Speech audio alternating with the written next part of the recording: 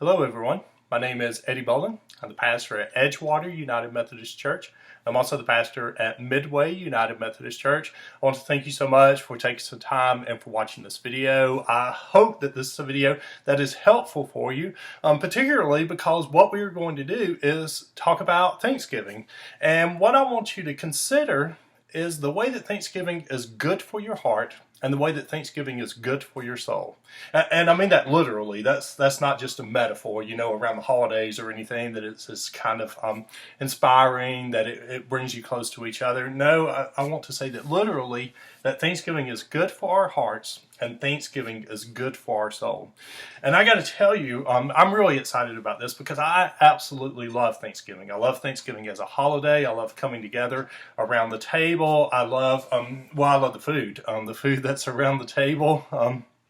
And the kind of food that is not always good for your heart, but the kind of food coming around, turkey and dressing. It's one of my favorite foods. I love turkey and dressing. I would eat it not only on Thanksgiving, but I would eat it throughout the year, any time of the year. I will do chicken and dressing. I'll substitute that, but I always prefer to have turkey and dressing.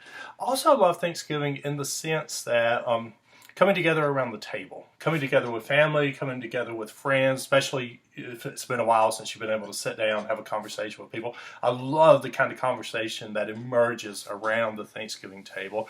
And I hope that you feel that way too. I hope that you have some good feelings around Thanksgiving. But I also want to tell you this. For me, around Thanksgiving, I got to be honest with you, gratitude has not always been something that comes easy to me. It's even gratitude in itself, Thanksgiving in itself, that something that continues to be a challenge to me at times. And I don't know if you've done this before. I don't know if you've ever gathered around a table. Maybe it's a Thanksgiving table, maybe it's another table, but you've gathered around the table, and then everyone goes around the table and they talk about one thing that they're thankful for. And the unique thing about that is that when you're talking about one thing that you're thankful for, nobody's able to pass. I always wanted to pass. I wanted, someone else to go. I never wanted to do it. But it starts with children. It includes everybody, from the youngest child, the one that's able to speak, all the way up to adults. And I mean, everybody, and so nobody gets to pass. And so realizing that, and experiencing that, like I said, I've not always been in a good place with gratitude in my own life, but realizing that, I would always, anticipate that question. So I kept a few with me, that were just ready to go, that I could just shoot from the hip with. And one of those was, I've already said it, well, I'm thankful for food. I'm thankful for the food that we're having. It's really good food, so I'm thankful that we've got food here. I'm thankful for my family. And then I had a third one, just in case. Sometimes you'll do that. Well, let's share three things. Let's share one thing, two things, three things. So I had three things that were ready to go. So if I needed to, well, I'm thankful for us being together, which seems to be, I'm thankful for my family. Those two seem to go together. But, that's the best I could do. That's the best I can come to. And so whether you've done this or not, I want you to do it. I want you to do that right now. I'll tell you when to start, but I want to give you 10 seconds. And what I want you to do is I want you to come up with something that you are thankful for right now. And try to do that. Try to get away, if this is kind of challenging to you, try to get away from those shoot from the hip kind of answers. I'm thankful for my family. I'm thankful for people that are together. I'm thankful for friends. Get away from those and really do this over the next 10 seconds. Start to think about, what am I really thankful for right now? Not on Thanksgiving Day or, past Thanksgiving Day, but right now in this very moment, what am I thankful for? And I want to ask you for 10 seconds to start right now. 1, 2, 3, 4, 5, 6, 7, 8, 9, 10. It's a little odd counting off 10 seconds like that, but I hope that you've got that one thing that you're thankful for. I hope that it's firmly planted in your mind. If you've got a pen, if you've got a piece of paper, if you've got a device that's close by, you can go ahead and you can write that out. But like I said, just one thing that you're thankful for right now in this moment. And I wanted to invite you to do that. I wanted you to get really specific about that and really try to come up with something, that is not just normal for you, something that you're everyday thankful for, but something that's a little bit, new, that you really searched a little bit over 10 seconds for. because I want you to sort of begin to ask yourselves, why do we do this? Why is it important for us to name what we're thankful for around the table? Why is that important for us to do? Why is it important for us to do it even right now with a video, to name one thing that we're thankful for? And why is it important as we do around the table? Why do we share it? Why is it important for us to say it? Why is it important for us to hear from other people what we are thankful for? What kind of difference does it make in our lives? Well, because I said, gratitude has not been always, being thankful, and gratitude is not always something that comes easy to me. I started thinking a lot about this, and especially as I thought, because, one of those things is that when something is rather difficult for you, you want to figure out, well, why is that? So I started thinking, what's the benefit of that? What's the benefit, particularly sitting around a table on Thanksgiving Day or any other time or day when you've got family and you've got friends and you've all gathered around the table? What's the benefit of coming together and sharing, you saying it, other people saying it, and then listening and saying, this is what we're thankful for. These are the things that we're thankful for. And one of the things that I came up with, that it's important for us to go around the table, it's important for us to share this, because if everybody does it, that is, if nobody gets a pass, if nobody skips over it, then what we've done is that we have shared at least one thing, and maybe, you do it in some other ways. Maybe it's two things, maybe it's three things, but collectively what we've done is that we have shared something together.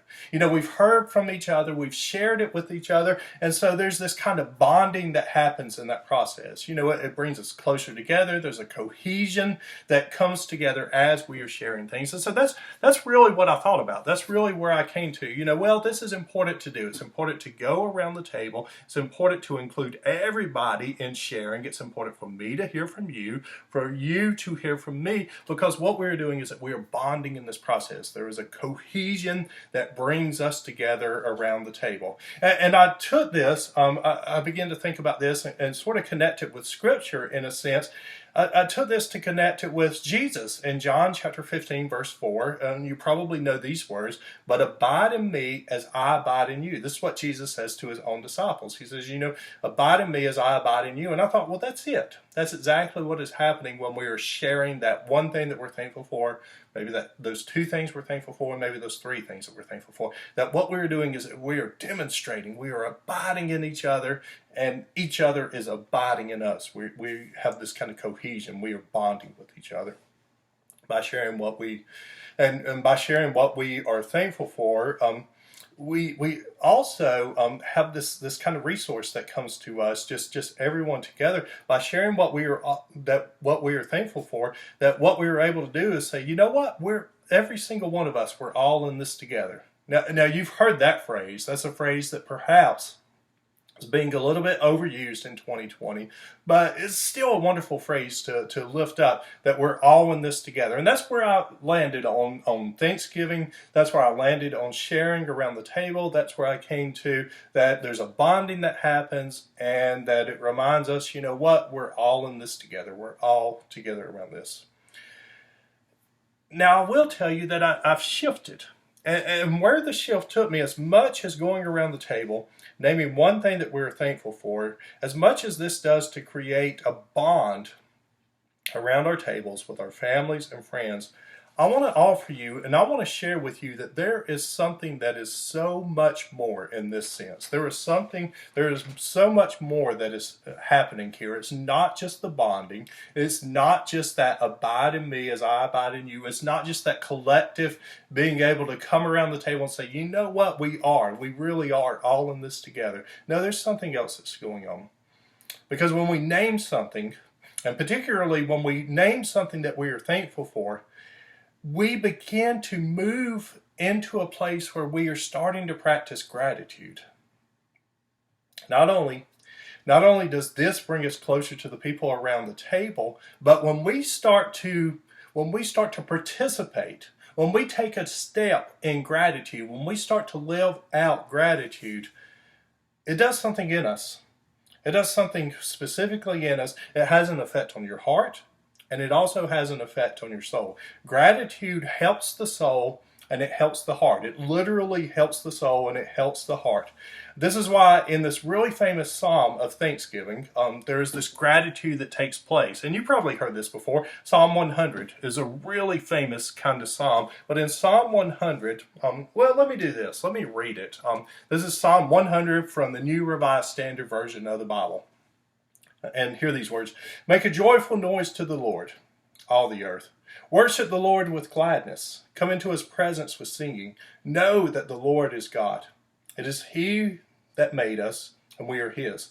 We are his people and the sheep of his pasture. Enter his gates with thanksgiving and his courts with praise. Give thanks to him.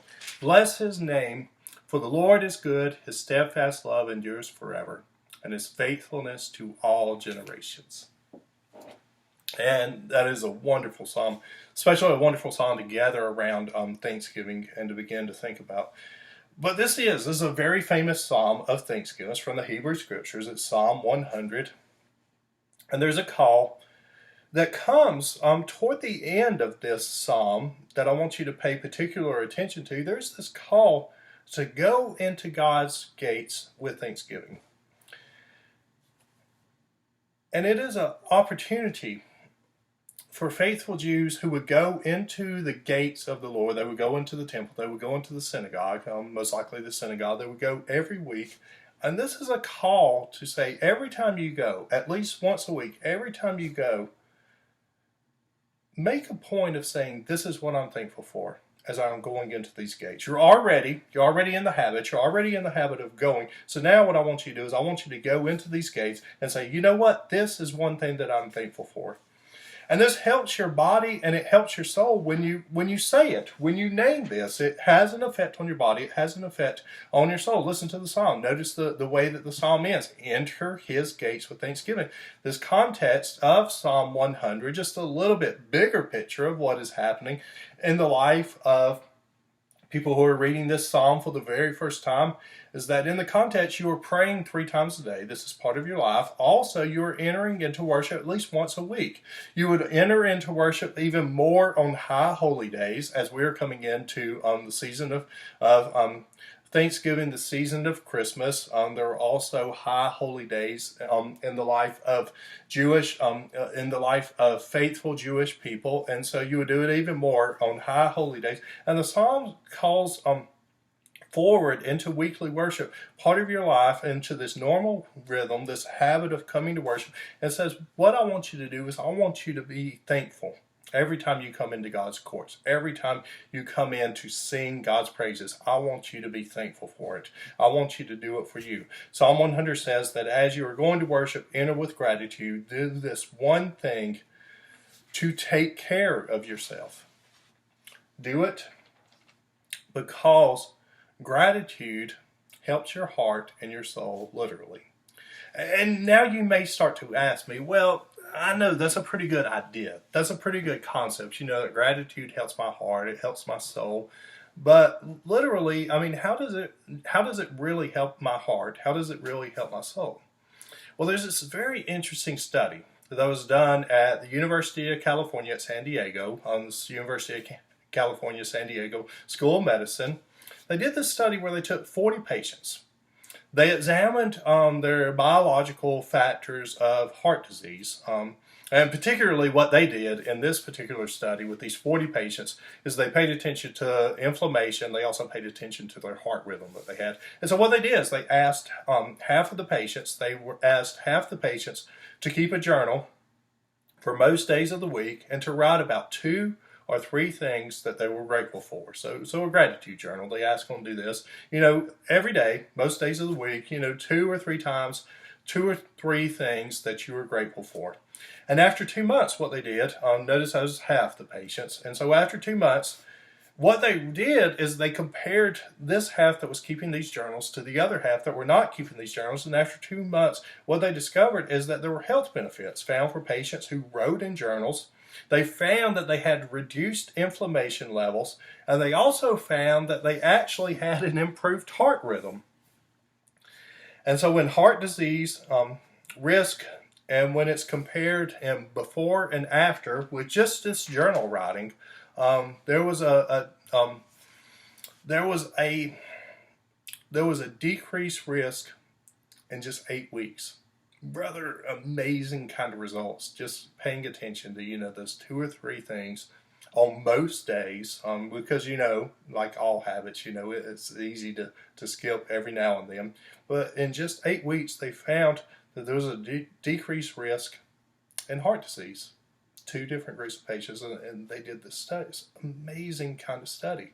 It's amazing what gratitude is able to do in our lives. And there's numerous other studies that have shown the benefits of keeping gratitude journals for 21 days. You probably heard that word before, this idea that 21 days, that's what it takes to start a new habit. That if you keep a gratitude journal for more than 21 days, then you'll get in the habit of doing it. Well, and that number, it's what people latched onto for a long time. But researchers at the University College of London found, this is at the University College of London, researchers found that not only 21 days, but if you do this for 66 days,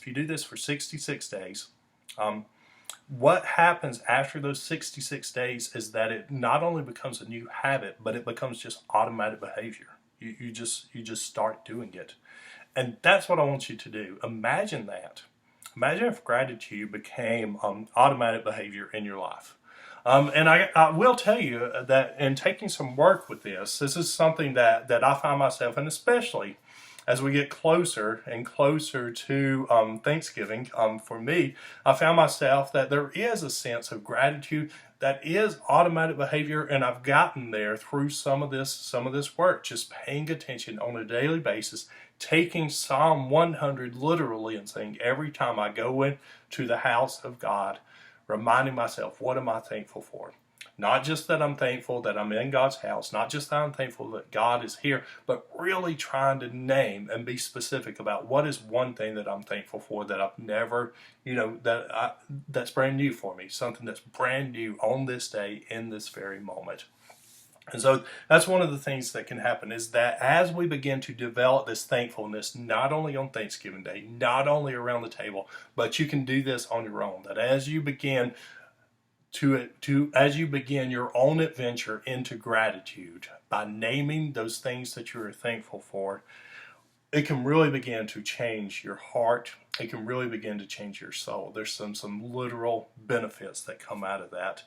Cicero, an ancient philosopher, said this. He said, gratitude is not only the greatest of all virtues, but it is the parent of all other virtues. Gratitude not only creates, cohesion around our Thanksgiving tables.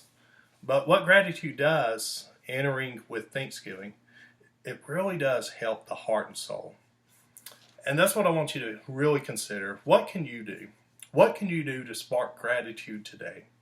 Because one of the things about it is that if you are sparking gratitude today, what you can rest assured of is that as you begin to spark this gratitude more and more in your life, you can rest assured that there will be some benefits that will come to your heart, and there will be some benefits that come to your soul. I can promise you of this. There's medical research that shows this. And so consider this question. If you're really interested in sparking some gratitude, consider this question in light of Psalm 100. Today, God is teaching me to be more grateful for.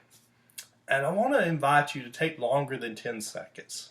Do this at the end of the video. Take longer than 10 seconds and say, today, this is what God is teaching me to be more grateful for. I do hope that you are healthy. I do hope that your family is safe, especially during this Thanksgiving season. As you are coming into contact with friends and family, please continue to do all those things that can help us stay healthy and safe during this time. And may God's blessings be upon all of you. And may you begin to spark gratitude in your life. And may your heart and your soul literally begin to improve. May God's blessings be upon all of you, both now and forevermore. Amen.